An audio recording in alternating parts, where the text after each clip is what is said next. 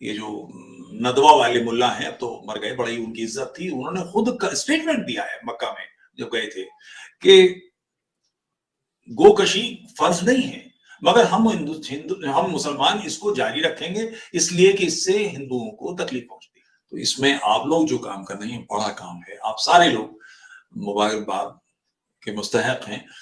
मैं कभी आपसे मुलाकात होगी तो आप एहसास कर पाएंगे कि मैं आप सब लोगों की कितनी कदर करता हूँ, कितना प्यार करता हूँ। एक स्कूल में मुशायरा था तो मैंने कहा पेशाब जाएंगे, स्टेज पे बैठा है 4 घंटे, तो एक साहब ने कहा ये सामने चले जाओ यार, तो मैं उसमें फील्ड में पड़ गया अंधेरे, तो पीछे से एक मुल्ला ने आवाज दी हजरत इधर किबला है, तो मैंने कहा इतनी जोर से नहीं करूंगा। हम वाक और अभिव्यक्ति की स्वतंत्रता के बारे में भारतीय संविधान के अनुच्छेद 19 का पुरजोर समर्थन करते हैं। उदाहरणों, छवियां और संदर्भों सहित यह वीडियो केवल मनोरंजन, सूचना और शैक्षिक उद्देश्यों के लिए प्रदान किया गया है और चैनल किसी भी अवैध गतिविधियों को बढ़ावा या प्रोत्साहित नहीं करता है। हमारा मकसद समाज को जागृत करना है। जय हिंद, नमस्ते, आदाब, सत श्री अकाल मेरे दोस्तों, मैं तोहफा एक्स मुस्लिम। दोस्तों, आज आप देखेंगे एडम साहब की स्ट्रीम में तुफैल चतुर्वेदी जी बतौर गेस्ट शामिल रहेंगे, जो एक जानी मानी शख्सियत हैं। मुझे नहीं लगता है कि तुफैल चतुर्वेदी जी मेरे द्वारा दिए गए किसी भी परिचय के मोहताज हैं। अगर फिर भी कुछ एक लोग नहीं जानते हैं तो उनकी जानकारी के लिए बता दूं कि तुफैल चतुर्वेदी जी किसी भी महत्वपूर्ण घटना के ऊपर खुलकर वो अपनी बात रखते हैं और उनका यूट्यूब पर चैनल भी है।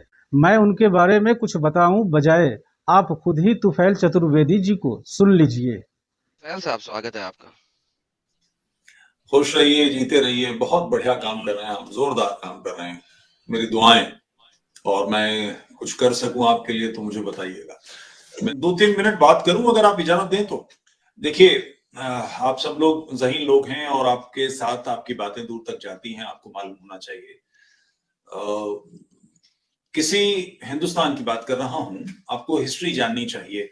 आपको 1857 की इस्लामी जंग बताई गई होगी। हिंदुस्तान में अभी भी उसको हिंदू मुस्लिम इत्तेहाद और ये सब बताया जाता है, मगर ये जंग शुरू कैसे हुई थी? देवबंदी बरेलवी दोनों पाकिस्तान की जो वो है इस्लामी जंग बताया जाता है इसको, कि ये मुसलमानों ने वापस अपनी ताकत लेने के लिए की थी। शुरू कैसे हुई थी कि मेरठ के जो फौजी थे वो बिदक गए थे और उस समय मजल लोडिंग गन होती थी, गन्स में लंबे गज होते थे, उनसे पाउडर भरा जाता था और उसके बाद छर्रे डाले जाते थे, तिकली लगाई जाती थी, फिर फायर होता था। बुलेट लोडिंग नहीं थी, मजल लोडिंग गन्स थी। तो इसमें मुश्किल ये होती है कि पहले पाउडर डालिए, फिर उसे कूटिए, फिर दबाइए, फिर कुछ करिए, फिर फलीता लगाइए, ये कीजिए वो कीजिए। एक बार फायर करने के बाद अगर आप पुरानी पिक्चर देखेंगे जो 1800 के आसपास की, 1850, 60, 70 की हैं, उनमें इस तरह के फायर दिखाए जाते हैं कि एक लाइन कतार खड़े होकर फायर कर रही है, दूसरी वो पीछे हटती है, तो फिर जो बैठे लोग हैं वो उतनी देर में गन भरते हैं, वो फायर करते हैं, इतनी देर में ये पीछे वाली जो है ये भर के लाती है। लगातार फायर मुमकिन नहीं थे। इसके लिए एक सिस्टम बनाया गया कि कारतूस लाया गया लंबा और उसमें सारी चीजें एक साथ भरी होती थी, पार्चामेंटेड होता था, उसको गाय की चर्बी से चिकना रखा जाता था, उसको डाला और सीधे ठोका, तुरंत फायर कर दिया। ये लड़ाई के वक्त में आपको मुंह से खोलना पड़ता था। इसकी चर्चा आ गई, लोगों को पता लग गया कि ये गऊ के चर्बी से है, और हिंदुस्तान में इसको सुअर की और गाय की चर्बी मिला जुला बताया जाता है, जो झूठ है। हिंदुस्तान भर में बूचनी थी, महाशय धर्मपाल हैं, गांधीवादी हैं, गांधी के फॉलोअर हैं, उनकी बड़ी 10 किताब, बहुत पढ़े लिखे आदमी हैं, उनकी इस पर भी किताब है कि हिंदुस्तान में कहाँ कहाँ बूचनी थी।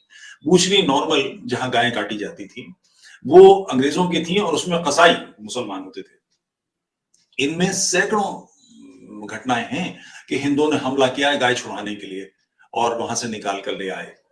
712 ईस्वी में जो हिंदुस्तान पे हमला हुआ था, कामयाब हमला, उससे पहले 17 हमले हुए थे अरबों के, तो जो 712 में कामयाब हुआ था हमला मोहम्मद बिन कासिम का, उसने भी मंदिरों को तोड़ के वहां गौकशी की थी कि हिंदू हमेशा से गाय को बहुत पाक मानते हैं, उनकी ये मान्यता है। खैर, तो 1857 में जिसमें सुअर के बारे में बात कर रहा था, कहा चर्बी कहा जाता है, तो सुअर गोश्त किसका है? हिंदुस्तान के जो वाल्मीकि हैं, यानी आप पाकिस्तान के सिलसिले में अगर आपको लफ्ज आता है, भंगी कहते हैं, ये गोश्त वो खाते थे। वो इस हालत में थे ही नहीं कि उनके लिए पिगरी बनाई जाए, सूअर का गोश्त बनाया जाए। सूअर खाते हैं, सूअर खाया ही नहीं जाता था, तो ये सूअर की चर्बी कहां से मिलती? मुमकिन ही नहीं था, वो गाय की चर्बी का मामला था। और इस जो लड़ाई की शुरुआत हुई थी, वो चाहे बैरकपुर में हो, मंगल पांडे की हो या यहाँ की हो, मेरठ की हो, ये सारे लोग इसलिए बिक गए थे क्योंकि ये इसको अंग्रेजों ने सिपाही म्यूटनी लिखा है, पांडे म्यूटनी लिखा है। पांडे मीन्स ब्राह्मण। तो ये ईस्टर्न यूपी के, बिहार के, उड़ीसा के, बंगाल के ब्राह्मण थे जो अंग्रेजों की फौज में थे। वो इस बात से बिदक गए। आप हिस्ट्री को और हमारी ट्रेडिशन को देखना आपको जरूरी है, इसके बिना आप नहीं समझ पाएंगे। जैसे किसी गोरे के लिए ये समझना मुश्किल है कि मुसलमान सूअर क्यों नहीं खाते, उसके लिए दिक्कत तलब है कि उसको जानकारी नहीं है इसमें। कोई किसी आम अमेरिकन से या किसी कैनेडियन से या किसी ब्रिटिश से आप पूछें तो वो नहीं समझ पाएगा। एक आम किसी टैक्सी वाले से, दुकानदार से या किसी स्टूडेंट से पूछेंगे और उसे बताएंगे क्योंकि वो बहुत रेगुलरली खाता है, उसके लिए कोई मसला नहीं है। तो ये ट्रेडिशन है हमारी, एक चीज। दूसरे कूका, ये रिवोल्ट चेक कीजिएगा, राम सिंह कूका, लोगों को तोपों से बांध के उड़ाया गया है। हमेशा से होता रहा है कि हम गाय के सिलसिले में हम बहुत सेंसिटिव हैं हमारे लिए। और ये जितने भी लोगों ने इसलिए नहीं किया कि इनके पास खाने को नहीं था, जैसे एक हदीस है।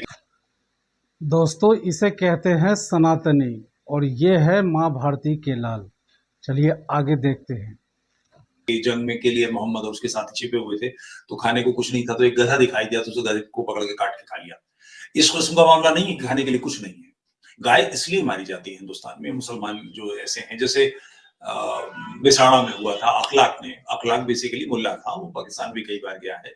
उसने 5 लोग हैं, 5 घर हैं मुसलमानों के गांव में, उसके बावजूद जो बछड़ा छोड़ा हुआ था नंदी बनने के लिए, उसको गुड़ और रोटी खिला के हिला लिया और फिर बकरीद से पहले अपने घर में बांध लिया और बकरीद के दिन उसका कत्ल कर दिया और उसका गोश्त हिंदुओं को बकरा बता के खिला दिया। उसके बाद जब बात खुल गई तो लोगों ने मारा पीटा, सिर्फ मारा पीटा, कोई चाकू से नहीं मारा, पत्थरों से नहीं मारा, कोई तलवार नहीं निकाली, लाठी नहीं निकाली, उसी में मर गया। वो 1.5 बसली का आदमी था। और ये हरकत कहलाती है मक्कारी। दोस्तों ये है मक्कारी, जो किसी को धोखे से कोई चीज खिला दी जाए। वो आगे देखते हैं, आइए। इस बात को आपको ये लग रहा होगा कि गऊ का कत्ल और से ज्यादा इंसान की जिंदगी की कोई कीमत नहीं, इंसान को मार दिया गया। ऐसा नहीं है। ये हिस्टोरिकल एविडेंसेस हैं। इस्लामी पीरियड में जितने भी सलातीन हैं उनके पीरियड में, मुगलों के पीरियड में ये होता रहा है और बहुत हंगामा मचता रहा है। 1857 में जो बरेली से पलटने आई थी, नाम क्या इसका, जनरल बख्त खान, तोपखाने लेके आया था ये। इसके लोगों ने कहा था कि बकरीद पे हम कुर्बानी करेंगे गाय की। तो बहादुर शाह जफर, जो कमजोर बादशाह था, जिसके पास कोई बहुत ताकत भी नहीं थी, जंग लड़े हुए मुगलों को सदी गुजर चुकी थी, उसने कहा है कि तोप से बांध के उड़वा दूंगा अगर किसी ने भी गौ का कत्ल किया। वजह यह कि हिंदू एक सेकंड में बिदक जाएंगे इस बात को लेके। ये बहुत सेंसिटिव इशू है। इस सेंसिटिव इशू को इसी तरह से समझना चाहिए। पाकिस्तान में चूंकि मैं गया हूं पाकिस्तान, कई बार कराची गया हूं और वहां के लोगों से मिला हूं, वहां की मेंटलिटी को मैं जानता हूं। मैं अपना वाकया बताता हूं। कराची में जहां पहली बार हम एयरपोर्ट से उतरे, हमें लेकर एक सरकारी गेस्ट हाउस था, बड़ा गेस्ट हाउस था, और उसके गेट पे AK-47 वाले लोग तैनात थे। मेरे ख्याल से उसमें 100 से ज्यादा कमरे होंगे, पता नहीं कौन सी जगह थी। तो हमसे कहा गया खाने के लिए चलना है। मैं और मेरे साथ के शायद हिंदुस्तान से हम 4 शायद थे या 5 थे। नीचे पहुंचे तो मैं रूम, उनका जो किचन, वो डाइनिंग रूम था, उसके अंदर किचन था, पर्दा हटा के अंदर गया तो एक इतना बड़ा मांस का लूथड़ा पड़ा था। मैंने पूछा क्या, तो उसने कहा गाय।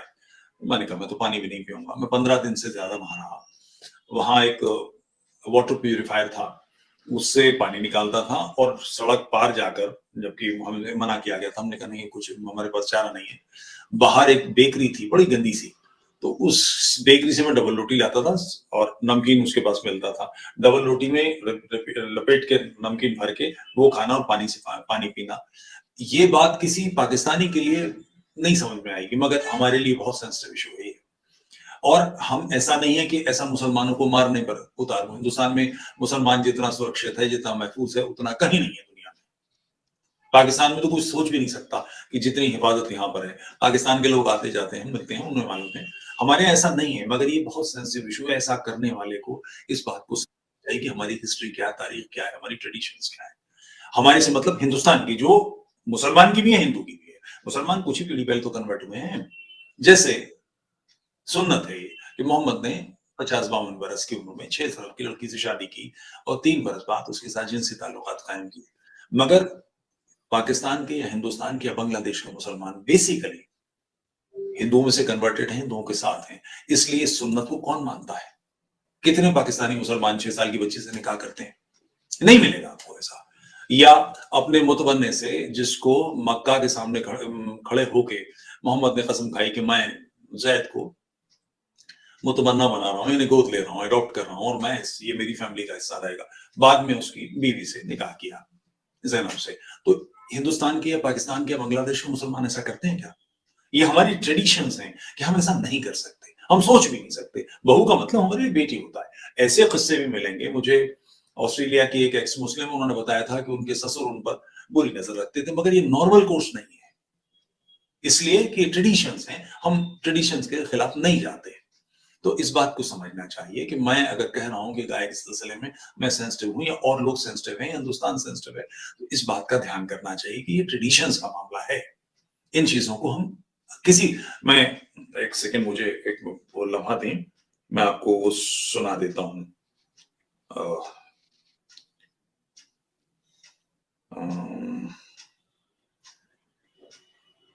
अच्छा, while you search for it, जज हो गया। मैं जरा लोगों से बात कर लूं कि वो सब लोग कह रहे हैं कि शायद यहाँ पे डिबेट चल रही है। डिबेट नहीं चल रही है। तुफैल जी मैं कुछ हमारे लम्हों के लिए यहाँ हाजिर हूँ बस। तुफैल लेकिन जी हमारे बहुत बुजुर्ग हस्ती हैं और वो हमारे चैनल पे पधारे हैं, तो उनका धन्यवाद है। तो उनके लिए स्पेशल खसूसी टाइम हमने फौरन उनको जी, दिया है, क्योंकि तुफैल जी आप आए हैं, आपका बहुत बहुत स्वागत है। क्वाइट फ्रैंकली मेरे तो कभी वहमो गुमान में भी नहीं था कि आप हमारे अरे चैनल नहीं पे भाई, आप पधारेंगे। संजीदा काम करने वाले लोग हैं, हम तो आपके मोतक़िद हैं, मद्दाह हैं। अरे तुफैल जी ऐसी बात ना करें, बल्कि आज तो मैंने नॉन मोमिन की स्ट्रीम होती है हमारी, ये ना 15 दिन बाद हम करते हैं, ताकि जो नॉन मुस्लिम दोस्त भाई बहन सारे देवी जो हैं हमसे बातें करना चाहें और अपने दिल का बात रखना चाहें वो रख लें, क्योंकि वरना जो हम मोमिन स्ट्रीम करते हैं उसमें हम सिर्फ मुसलमानों से गपशप लगाते हैं। तो जी, यूजुअली ऐसा होता नहीं है कि हम दोस्तों भाइयों से बहनों से बात कर सकें। तो आप पधारें, आपका तहे दिल से स्वागत भी है और धन्यवाद भी है। मैं एक जुमला, एक छोटा सा वाकया अर्ज करता हूँ। जी जी प्लीज। ये जो मासूमीन है 12, शिया मानते हैं ना 12 जी मासूमीन, बिल्कुल, जी बिल्कुल। मोहम्मद, उसके बाद अली, अली के बाद हसन हुसैन और उनके औलादें, उनमें से छठे जाफर अल सादिक हैं।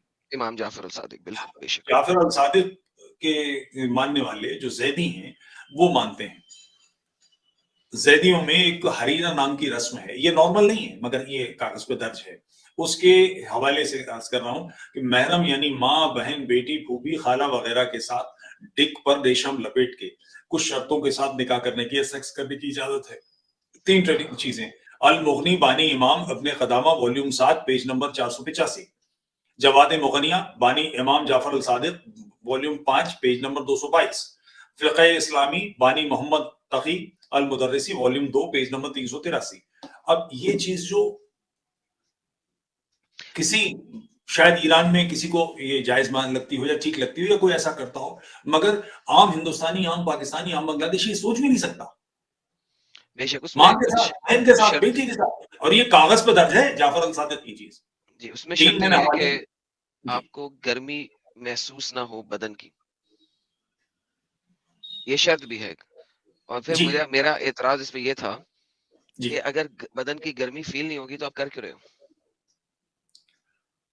ये बात की तफसील है जिसमें ही गर्मी छोड़ दी गई है, मगर ये कि हमारी ट्रेडिशंस है, मैं ये कहना ही चाह रहा था कि हमारी जो तारीख है, हमारी रवायात हैं, उन रवायत के खिलाफ तो मैं उन रवायत के हवाले से बात कर रहा हूँ। और जिन्होंने भी गोकशी की है, ऐसा बिहार में हुआ है, ऐसा अलवर में हुआ है, राजस्थान में एक छोटी सी चिकन नेक है, एक 1.25 किलोमीटर का रास्ता है जो हरियाणा में खुलता है, और वहां फिर इस मेवाती मुसलमान है इधर के, तो यहाँ से गायें और ये सब। अब गाय के साथ ये, गाय बता तो सकती नहीं कि मालिक कौन है, भगा लिया उसको और खींच के ले गए, और एक बार में काट लिया तो 1.5 कुंटल 2 कुंटल जितना कुछ गोश्त मिलता होगा वो फ्री का मिल गया। इस किस्म की बातें होती हैं और ये बहुत बहुत सेंसिटिव इशू है। अच्छा, और ऐसा करके मिलना क्या है, ऐसा क्यों करना किसी को? उसका कारण है, आपको ये जो नदवा वाले मुल्ला हैं, अब तो मर गए, बड़ी उनकी इज्जत थी, उन्होंने खुद स्टेटमेंट दिया है मक्का में जब गए थे कि गोकशी फर्ज नहीं है, मगर हम मुसलमान इसको जारी रखेंगे इसलिए कि इससे हिंदुओं को तकलीफ पहुंचती है। बिल्कुल दुरुस्त फरमाया आपने, और ये कुरान की बेसिक एसेंस है। क्योंकि अपने नजदीकी काफिरों के साथ सख्ती से पेश आओ और वो तुम में कुटिलता पाएं। Quran chapter number 9 verse number 73। कि वो तुम में कुटिलता पाएं। तो ये तो सर एक बेसिक कंसेंसस है कि आपने अपने नजदीक के कुफार के साथ सख्ती से पेश आना है कि वो आप में कुटिलता पाएं। सर ये तो ऐसे ही है। तो अब ये मामला, अब हारिस को या इन सबको या गालिब कमाल को मजा आता है, करें, कोई बात नहीं। मैं आपसे सर हम आपकी तो जानकारी, उनका नाम भी नहीं लेते इस हमारी अपनी स्ट्रीम में। नहीं, मैं जानकारी देता चलूं। हारिस की जो किताब है उसका हिंदी में तर्जुमा मैंने अपनी जेब खास से पैसा लगा कर करवाया है कि लोगों को सच पता लगना चाहिए। मुझे मालूम है वो गाली देता है मुझे, कोई बात नहीं। अच्छा, वो आपको गाली भी देता है? वो डायरेक्ट आप आपके अटैक में है, किस वजह से? इसीलिए कि मैं उनके हिसाब से मैं जालिम हूं और मुसलमानों के कत्ल की काम करता हूं। जो मुझे जानते हैं, मैं उर्दू का शायर हूं, मेरी गजल पर काम है, मेरी कई किताबें हैं, जाना माना नाम हूं शायर गजल के हवाले से, शायरी के हवाले से। तो मगर वो अच्छा, ये यूट्यूब एक बिजनेस भी है, इससे पैसा भी मिलता है, तो इस तरह की बातें करने से, उलझन भरी चीजें करने से मजा आता है लोगों को, तो ठीक है, चलता है। बहरहाल जो काम आप सब लोग कर रहे हैं, क्योंकि एक एक आंधी है जो अपने साथ बुरी तरह से नागफनी लेके आई है। अब फूल खिलाने हैं तो नागफनी को दबोचना तो पड़ेगा, काटना तो पड़ेगा। और इसे काटने में ये भी है वो कि अपने हाथ जख्मी होंगे, सुतूनेदार पे रखते सर चलो सरों के चराग।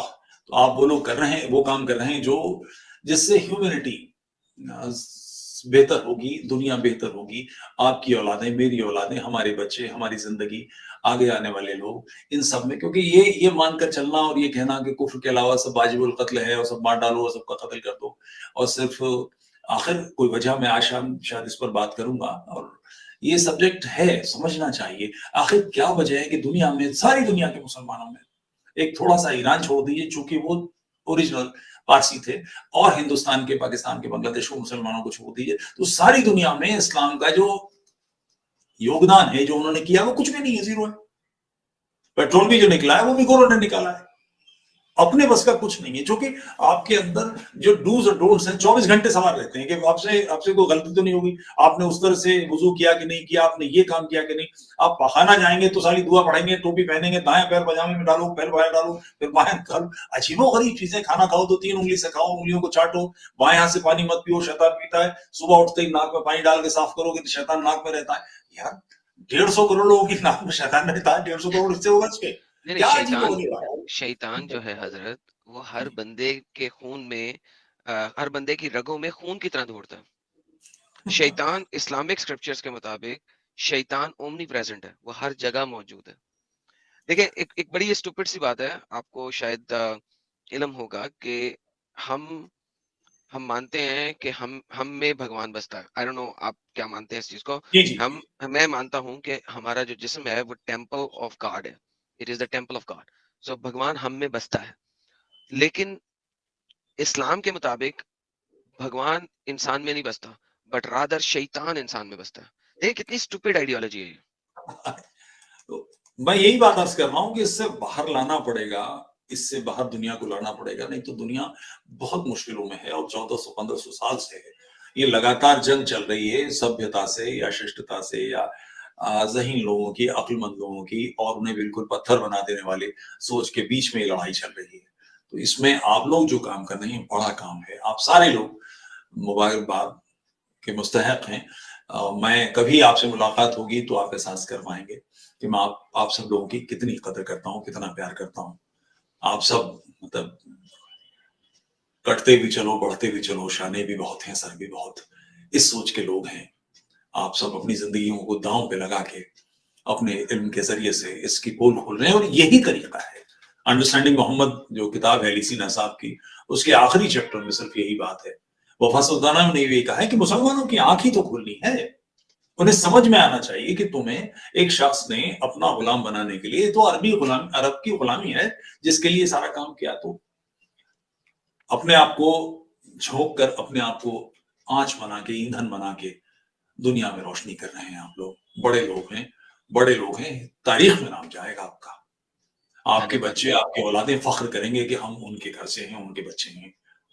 बड़ा काम कर रहे हैं आप लोग। धन्यवाद तुफैल जी, धन्यवाद। मुझे अभी कल अमित साहब की तरफ से आपका पैगाम मिला था।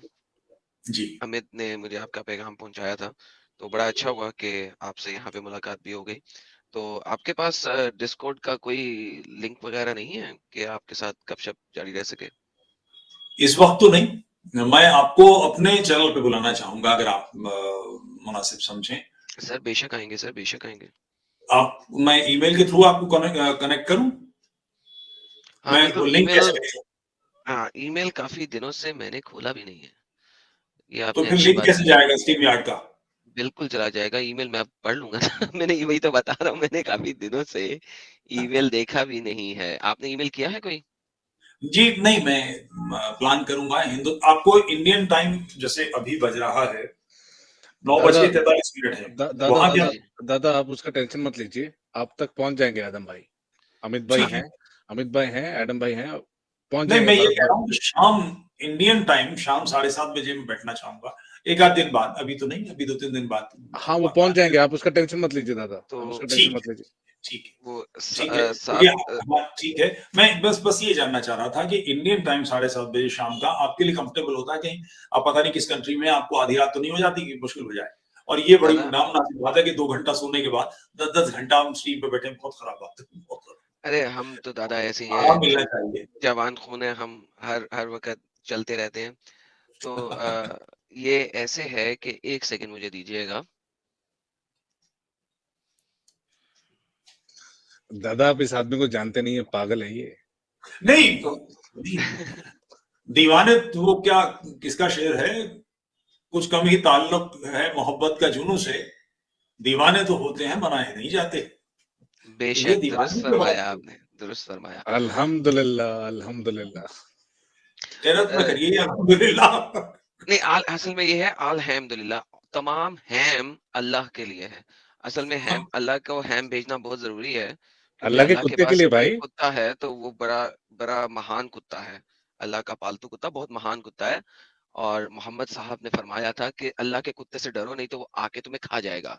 तो उस कुत्ते के लिए हैम भेजना बहुत जरूरी है दादा, तो समझा ठीक करें। है, ठीक तो है। उस कुत्ते के लिए हैम भेजना बहुत जरूरी है। दादा ये जो टाइम आप मुझे बता रहे हैं ना, इस टाइम पे मैं या तो सैटरडे को आ सकता हूँ या संडे को आ सकता हूँ, वरना आपको इस टाइम को 2 घंटे पीछे एक करना सेकंड पड़ेगा। में देखता हूँ। Saturday, Saturday is fine. एक सेकंड में चेक सैटरडे या करता संडे में से अगर 7 PM इंडिया टाइम हूँ। रखते हैं आप, सैटरडे तो का सैटरडे मतलब या संडे में 14। से रख लें। अगर हाँ, आप सैटरडे इसको, ठीक है। हाँ, अगर आप इसको 5 PM कर लेते हैं तो किसी भी दिन में कर लें, मुझे एक आधे दिन पहले नहीं, बता दीजिएगा। वो टाइम है 7:30 बजे शाम का। सैटरडे मैं आपको इन लोगों को लिंक भेज देता हूँ, ये आप तक पहुंचा देंगे सही। और बात करते हैं मजेदार कुछ। हाँ, और ढेरों दुआएं आप लोगों के लिए, आप लोगों के एक संजीदा काम के लिए। बड़ा काम कर रहे हैं आप लोग, बहुत हिस्टोरिकल बहुत काम है कदर। हाँ, ठीक है, तो मुझे बहुत इजाजत बहुत दें। अरे दादा सैटरडे, कितने लोग आपको लाइव चैट में पसंद कर रहे हैं, पता नहीं कितने लोग आपसे जुड़ना चाह रहे हैं बात करने के लिए। तो करें, अपने अपने ठीक है। दोस्तों के लिए मैं अगर अब मैं लिंक शेयर कर देता हूँ, क्योंकि बहुत सारे लोग आपसे बात करना चाह रहे हैं। ये देखिए लिंक मैं अब भेज देता हूँ, क्योंकि इतने लोग चीख रहे थे और मुझे पता नहीं था कि आपके पास वक्त है इस वक्त के नहीं है, तो मैंने लिंक नहीं नहीं नहीं, शेयर कोई किया। बात नहीं, वक्त ना होने का कोई मतलब नहीं, आपके ये साथ हूँ। देखें, ये मैं लोगों को ऐड कर देता हूँ ताकि जो लोग आपसे गपशप लगाना चाहते हैं वो आपसे गपशप लगा लें। जी सनातन भाई। एडम सीकर लाला मेरे जिगर के टोटे, मुबारकबाद, शुभकामनाएं, बधाइयाँ। अरे बहुत बहुत तुफैल धन्यवाद। तुफैल दादा प्रणाम। प्रणाम प्रणाम प्रणाम। अरे एडम भाई, अरे अभी तुफैल दादा से बात कर लें, मैं आपके साथ बाद में भी जुड़ जाऊंगा। राजपूत भाई हैं, गौरव भाई हैं, यशु भाई हैं, सारे। तुफैल साहब इस वक्त हमारे साथ हैं। दा, इतना दादा दादा तो हम लोगों की शान है। दादा को और आपको और साहिल भाई को इतना हम लोग फॉलो करते हैं। आप लोगों के वीडियो अपने मोहल्ले के आसपास के जितने हमारे फ्रेंड सर्कल में दोस्त है, उस सबको दिखाते हैं। हम बोलते हैं देखो भाई ये लोग कुछ बोल रहे हैं। और सच बताए, दीनी भाई ने अभी बोला था कितना टाइम लगेगा, परिवर्तन आ रहा है, बहुत तेजी से आ रहा है। ये इस चीज को हम लोग ग्राउंड पे महसूस कर रहे हैं। अभी कल एक लड़की ने वो बीए फाइनल कर चुकी थी, और आप इमेजिन करिए उसने 1 साल पहले कोर्ट मैरिज कर ली थी। कल उसका मामला खुला, और कल वो सबीना नाम की लड़की थी और रोहित नाम का लड़का, कल वो घर आ गई उसके। और जो उसने पुलिस के सामने बयान दिया है भाई, क्या मस्त। उसने, मालूम है दादा क्या पुलिस के सामने बयान दिया? उसने दिया, हमें इस जहालत से, इस गटर से निकल करके इस भाई से शादी कर रहा है। और वो बोला है कि सब वहां जितने बैठे थे सब शॉक हो गए। वाह, तो जबरदस्त आप लोगों की जबरदस्त। मेहनत रंग ला रही है। हम लोग भी ग्राउंड पे लगे हुए हैं, आप लोगों की वीडियो जा जाके जो नहीं भी देखना चाहता उसको भी दिखाते हैं, देख भाई ना ये लोग कुछ बोल रहे हैं, ये लोग हम तो ऐसे बोलते हैं ये देखो बेवकूफ लोग कुछ बोल रहे हैं, यार इनको समझाओ जरा, फिर हमें समझाओ, क्योंकि हमें तो कुरान हदीस आती नहीं, फिर वो साले फट के भागते हैं। चलिए, बहुत धन्यवाद। राजपुत्रा जी, आप कुछ कहना चाहते हैं?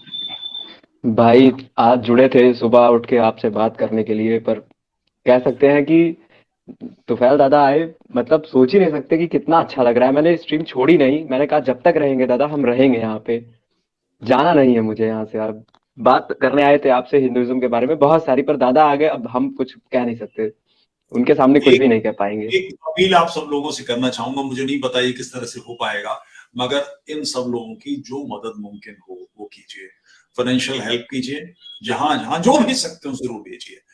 दूसरे इनके जो स्ट्रीम्स हैं इसको फॉरवर्ड कीजिए, लोगों में फैलाइए, इनके चैनल, इनके संजीदगी के काम दुनिया में फैलने चाहिए, और उसके लिए जरूरी है कि आप अपने हम सब लोग मदद करें।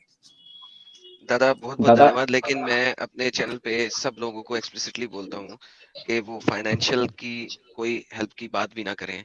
हम जो ये काम कर रहे हैं वो ज्ञान देने के लिए काम कर रहे हैं, दुनिया को ज्ञान दे रहे हैं, और ज्ञान की कीमत नहीं होता और ज्ञान के लिए कीमत लिया नहीं जाता। तो दादा मैं वो एक्सप्लिसिटली तारीख है हिंदुस्तान की कि इल्म का और पानी का पैसा नहीं लिया जाता, हिंदुस्तान की तारीख है, बात ठीक है, मगर रोटी तो खानी पड़ती है। उसके लिए काम आप लोग करते हैं दादा। हम मैं 8 घंटे की नौकरी करता हूँ और अच्छा काम करते हैं, बेशक बढ़िया। दादा, वो तो काम तो मेरा मजबूरी है, तो काम करते हैं हम, ताकि कभी हमें ये ना कहना पड़े कि हमें रोटी के लिए कुछ किसी को कहना ना पड़े, तो लिहाजा उसके लिए हम काम करते हैं। तो दादा तो इस वजह से कोई हमारे ऊपर उंगली नहीं उठाए कभी भी कि हम ये काम पैसे के लिए कर रहा है, कोई उंगली ना उठा सके। तो इस वजह से हम अपना काम करते हैं। जो देगा उसका धन्यवाद सर आंखों पे, जो नहीं देगा उसका भी धन्यवाद सर आंखों पे। बस ज्ञान लो और ज्ञान बांटो, हमारा सिर्फ इतना ही कहना है। ठीक है, ठीक है। हेलो दादा चतुर्वेदी जी, दादा आपसे एक बात बोलनी थी, कहिए। और मैं चाहता हूं कि आपके मार्फत मैं चाहता हूं कि आप सबको बताएं, हमारे जितने भी हिंदू या नॉन मुस्लिम दोस्त ये स्ट्रीम्स में जुड़ते हैं, रोज जुड़ते हैं, 5-5 हजार, 6-6 हजार, कभी कभी 7 हजार, 8 हजार, कभी कभी 11.5 हजार जुड़ते हैं, पर साले आलसी हैं, कुछ करते नहीं है, और ऐसे ऐसे दकेनुसी सवाल लेकर आ जाते हैं स्ट्रीम पे। आप उनको समझाइए कि कुछ करो, ग्राउंड पे कुछ करो।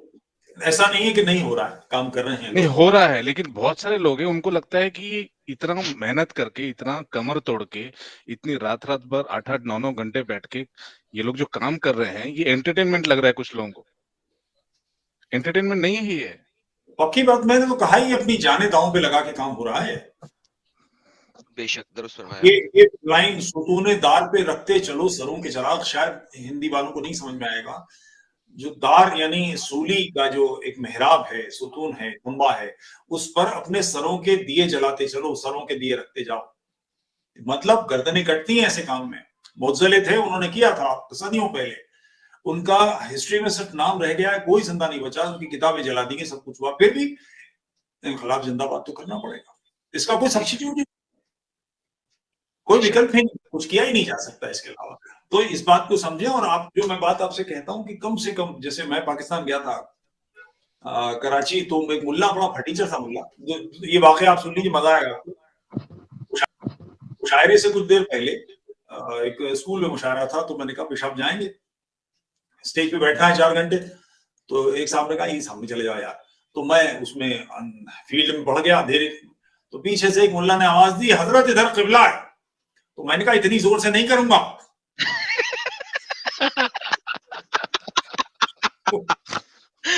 That's a good one. आज के यार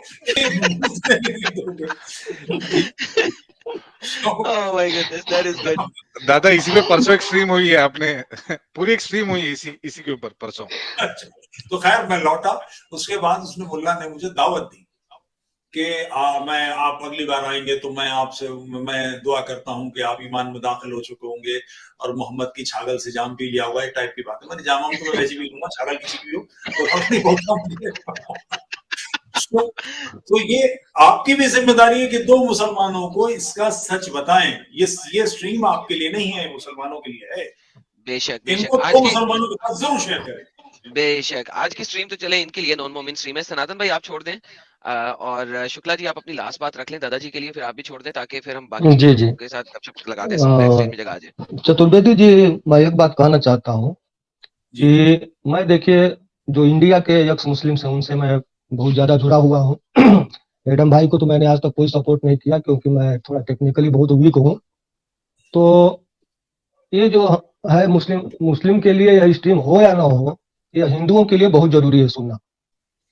वो सुधरते हैं नहीं सुधरते हैं हमारा प्रॉब्लम वो नहीं है, हमको मालूम होना चाहिए कि इनकी किताबों में क्या लिखा है और इनकी मेंटलिटी। ठीक बात है, पढ़ना तो चाहिए, अच्छी बात है। मैं खुद टेक्निकल नहीं, मैं कोशिश कर रहा हूँ कि और कहीं मैं से कोई इंडियन भेज जी मगर मुझे समझ मैं में नहीं आ रहा इंडियन कि जी कहीं से कोई अपनी हदिया पेश कर सकूं, इसकी कोशिश कर रहा हूँ। कंप्यूटर पे इधर उधर घुमा रहा हूँ, मेरी समझ में नहीं आ रहा कि कहाँ से भेजूं, मुझे भी नहीं आता है कुछ। थैंक यू शुक्ला जी, आपका जी शुक्रिया, एक बात और धन्यवाद। एक बात और आडम भाई, हम जी जी देखिए अपने जितने भी एक्स मुस्लिम्स हैं हम लोग उनको मंथली बेसिस पर मैं सपोर्ट करता ही रहता हूँ और जब तक जीवन है तब तक करता रहूंगा। तो इतना भी चिंता करने की जरूरत नहीं है, हम लोग आपके साथ में हैं। बहुत थैंक यू जी। धन्यवाद शुक्ला और जी, बहुत शुक्रिया। और स्ट्रीम यार्ड जी फटना शुरू हो गया, इतने लोग ज्वाइन करने की कोशिश कर रहे हैं और मुझे मैं क्रैशिंग छोड़ता हूँ की मैडम आवाज भैया। नजर आ रही है। मैं भी विदा लेता हूँ, मुझे भी इजाजत दें और बहुत सारा प्यार, ढेर सारा प्यार, आप लोगों को सलूट। बहुत धन्यवाद सर, थैंक यू। दोस्तों एक्स मुस्लिम और इस्लाम को लेकर तुफैल चतुर्वेदी जी के ख्यालों से आप कितना इत्तेफाक रखते हैं, कमेंट बॉक्स में अपनी फीलिंग लिखिएगा जरूर। और एक्स मुस्लिम एक्टिविज्म के लिए हमारा समर्पण आकर्षक है, तो ज्वाइन बटन दबाकर हमारे चैनल का मेंबरशिप ले लीजिए, हमें और ज़्यादा सपोर्ट मिलेगा। और चैनल को सब्सक्राइब किए बिना ना छोड़े, साथ में वीडियो को लाइक शेयर और कॉमेंट भी किया करें ताकि आपके लिए अच्छी अच्छी डिबेट हमेशा लाता रहूं। तो फ्रेंड्स आज की डिबेट को यहीं पर एंड करते हैं, फिर से हाजिर होऊंगा आपके बीच एक और नई डिबेट लेकर। अपना और अपनों का ढेर सारा ख्याल रखिए। इंसानियत जिंदाबाद, वंदे मातरम।